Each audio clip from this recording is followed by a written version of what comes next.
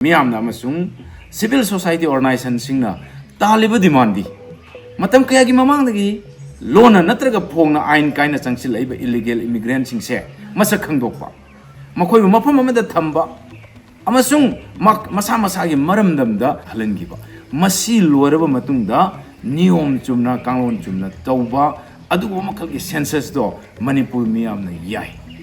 achumba census ki data da madugi record yumpham oraga niyom chumna taurakwa bharat sarkar ki constitution ki practice matung ina taurakwa niyom chumba census amasung niyom chumba delimitation de manipur miyamna yai taramna oe maru aina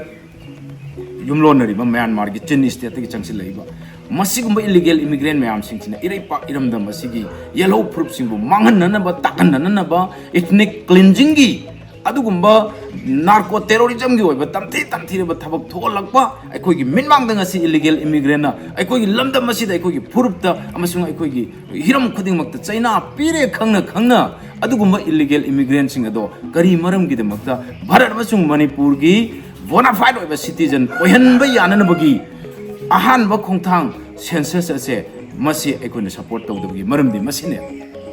Home Department of Toiba, a sigum extraordinary gadget notification Manipur miyamda kai hoba Manipur gi census the way are haina changchiliba Manipur miyamda kai hoba henna mai cha ingeda ikang langsinba mai cha ingeda thaw hajin boina thokani masi aikoi ai sagi mai kai de ju masi yajining de madana honorable chief minister masi matang de yangsin view